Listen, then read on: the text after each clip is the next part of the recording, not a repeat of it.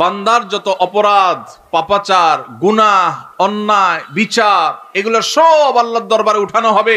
বান্দার সমস্ত বিচারগুলোকে 3 ভাগে ভাগ করা হবে।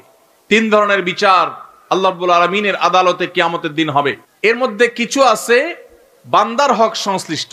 কারোর আইল ঠেলেছেন, কারোর লাউটা চুরি করে নিয়ে আসছেন, কারোর জমিটা চান্সে সুযোগ পেয়ে মেরে নিছেন, নিজের নামে করে নিছেন। তারা কেউ দেশে থাকে না, থাকে বিদেশে, এই চান্সে দখল করে নিছেন। আছে না নাই?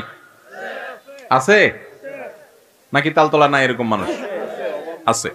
এই যে অন্যের অধিকার নষ্ট, অন্যের সম্পদ দখল করা, ভক্ষণ করা, এটা কি হালাল না হারাম? কেমন হারাম? এটা এমন হারাম, এই কাজটা যদি কেউ করে আর দুনিয়াতে যদি এটা দফা রফা না করে, যারটা খাইছে তারটা তার কাছে ফেরত না দিয়া যায়, তো কিয়ামতের দিন এই রকম অপরাধ যেগুলো করা হয়েছে এইগুলোর বিচার সম্পর্কে আল্লাহ বলবেন, এগুলোর ব্যাপারে আমার কোনো ক্ষমা নাই। এগুলো যারটা সে মেরেছে দুনিয়াতে, এখন আখেরাতে তার সাথে বোঝাপড়া করতে হবে। আর কিয়ামতের দিন বাপ ছেলেকে, ছেলে বাপকে ছাড়বে না, স্বামী স্ত্রী, স্ত্রী স্বামী, কেউ কাউকে ছাড়বে না। আল্লাহ বলেছেন, ইয়াউমা ইয়াফিরুল মারউ মিন আখিহি ওয়া উম্মিহি ওয়া আবিহি ওয়া সাহিবাতিহি ওয়া বানিহি। কিয়ামতের দিন সবাই লিকুল্লি মিনহুম ইয়াউমা ইযিন শা'নুই ইউগনি। প্রত্যেকটা মানুষ সেদিন যার যার জান বাঁচানোর জন্য পাগল পড়া থাকবে। কেউ কাউকে, বাপ সন্তানকে, সন্তান বাপকে পরিচয় দিতে চাইবে না। ভয়াবহতা কোন পর্যায়ে গেলে এটা হবে সেটা চিন্তা করা যায়। সেই দিন ওই যে দুনিয়াতে যাদের হক মেরেছেন, কেউ বলবে না ঠিক আছে ভাই মেরেছো, ঠিক আছে মাফ করে দিই। বলবে ঠিক আছে তখন মেরেছো ভালো কথা, এখন আমি তার বিচার চাই। বিচারে কি হবে? আপনার আমল নামা সওয়াব দিয়ে দিবে।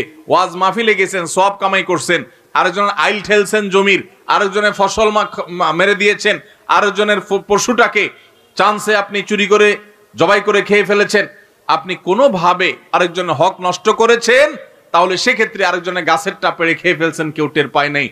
এই সবগুলোর জন্য আপনার ওয়াজ মাহফিল, আপনার নফল নামাজ, আপনার কোরআন তেলাওয়াত, এমনকি আপনার হজ উমরা, আপনার দান সাদাকা, এই সওয়াবটুকু ওই পাওনাদার যারটা দুনিয়াতে মারছেন আল্লাহ তাকে দিবেন, দিয়া এবার খালি হাতে এই লোকটাকে জাহান্নামে নিক্ষেপ করা হবে। ভাইরা আমার, এই জন্য আর যা করেন মানুষের হক মারবেন না। নামাজ বেশি পড়তে পারেন না, শুধু 5 ওয়াক্ত ফরজ পড়েন, সুন্নতে মুআক্কাদা ওয়াজিব পড়েন, আলহামদুলিল্লাহ যথেষ্ট। আখিরাতে মুক্তির জন্য নফল নামাজ না পড়লেও মুক্তি হতে পারে। কিন্তু যদি নামাজে পড়েন, আইলো ঠেলেন, নামাজে পড়েন, আরেকজনের জমির জিনিসপত্র দখল করেন, আরেকজনের গাছের নারিকেলটা, সুপারিটা, ডাবটা, আমটা, জামটা চান্সে নিয়ে নিছেন, কেউ টের পায়নি, নিয়ে আয়সা খায়া এরপর ওযু করে সুন্দর করে নামাজ চলে আসছেন, আল্লাহু আকবার। ওয়াজ মাহফিল আয়সা বসে আছেন সেই দুপুর থেকে, কোনো লাভ হবে? কোনো লাভ হবে? হবে না। মুসনাদে আহমদের এই হাদিস থেকে আমরা জানতে পারলাম, নবী সাল্লাল্লাহু আলাইহি সাল্লাম বলেছেন, কিয়ামতের দিন বান্দার হক নষ্ট করে যারা আসবে এদের কোনো ক্ষমা নাই, কোনো ক্ষমা হবে না। তাহলে 3 ধরনের বিচার হবে। একটা হলো বান্দার হক, এটার কোনো ক্ষমা নেই। আর আরেকটা হলো আল্লাহর হক। আল্লাহর হক কোনটা?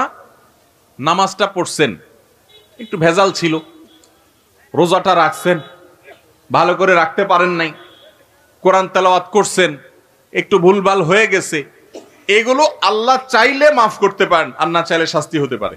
এটা আল্লাহ তাআলা নিজের হাতে রাখছেন। আর 3 নম্বর মামলা হলো তাওহীদে যদি ভেজাল থাকে সেই মামলা। কেউ যদি শিরিক করে যায় তাহলে এইটার ব্যাপারেও এই হাদিসে নবী সাল্লাল্লাহু আলাইহি সাল্লাম বলেছেন যে কিয়ামতের ময়দানে আল্লাহ রাব্বুল আলামিন এই মামলা সম্পর্কে বলবেন, বিনা হিসাবে, বিনা শুনানিতে সরাসরি জাহান্নাম। যদি কেউ শিরিক করে, তাওহীদ এর উল্টাটা হলো শিরিক। তাওহীদের উল্টাটা কি ভাই? শিরিক। আল্লাহ তাআলা সব সহ্য করলেও আল্লাহর সঙ্গে শিরিক করাটাকে আল্লাহ সহ্য করেন। আল্লাহ কোরআনে বলেছেন, ইন্নাল্লাহা লা ইয়াগফিরু আন ইউশরাকা বিহি ওয়া ইয়াগফিরু মা দুনা যালিকা লিমান ইয়াশা। আল্লাহর সঙ্গে যদি কেউ শিরিক করে আল্লাহ এইটা মাফ করবেন না। তবে শিরিক ছাড়াও অন্য কোনো অপরাধ করলে আল্লাহ যাকে ইচ্ছা তাকে মাফ করে দেন। এজন্য ভাইরা, আমরা শিরিক থেকে বেঁচে থাকবো তো ইনশাআল্লাহ? কখনো কোনো অবস্থাতেই আমরা শিরক করব না, তাওহীদ ঠিক রাখবো। নবী করিম সাল্লাল্লাহু আলাইহি সাল্লামকে আল্লাহ তাআলা বলেছেন, হে রাসূল, ওয়ালাকাদ উহিয়া ইলাইকা ওয়া ইলাল লাযিনা মিন ক্বাবলিক, হে রাসূল, আপনার এবং আপনার আগে সমস্ত নবী রাসূলদের কাছে কমন ওহী পাঠানো হয়েছে, লা ইন আশরাকতা লা ইয়াহবাতান্না আমালুক ওয়া লা তাকুনান্না মিনাল খাসিরিন। যদি আপনিও শিরকে লিপ্ত হন, নবী তো কখনো শিরকে লিপ্ত হইতে পারবেন না, হবেন না, তিনি তো মাসুম। আল্লাহ তাআলা শুধু বোঝার জন্য বলছে যে যদি শিরকে লিপ্ত হন আপনি, কথার কথা, বা কেউ যদি শিরকে লিপ্ত হয়, লা ইয়াহবাতান্না আমালুক, তাহলে আপনার আমল পর্যন্ত বরবাদ হয়ে যাবে। নবীও যদি, নবী শিরকে লিপ্ত হতে পারেন না, যদি শিরকে লিপ্ত হয় তাহলে আল্লাহ রাব্বুল আলামিন বলেছে আপনার আমলও বরবাদ হয়ে যাবে। যত নামাজ পড়েন, রোজা রাখেন, হজ করেন, উমরা করেন, দান করেন, সাদাকা করেন, ওয়াজ মাহফিল করেন, ওয়াজ মাহফিল শুনেন, কোরআন তেলাওয়াত করেন, সব বরবাদ হয়ে যাবে যদি আপনি শিরকে লিপ্ত হন, এবং আপনি ক্ষতিগ্রস্ত হয়ে যাবেন, আপনার কোনো লাভ হবে না, আখিরাত পুরা বরবাদ হয়ে যাবে যদি শিরিক হয়। এজন্য তাওহীদ ঠিক রাখতে হবে, শিরিক থেকে বেঁচে থাকতে হবে। নবী করিম সাল্লাল্লাহু আলাইহি সাল্লাম বলেছেন, কোন মানুষ যদি আল্লাহর ইবাদতের মধ্যে কোনো পার্টনার সাব্যস্ত না করে, এখানে যদি কেউ কোনো প্রকার শিরিক না করে, কোনো প্রকার আল্লাহর তাওহীদের বিরোধী কাজ না করে, তখন আল্লাহর উপরে আবশ্যক হয়ে যায় এই লোকটাকে জাহান্নামের শাস্তি না দিয়ে জান্নাত দেওয়া।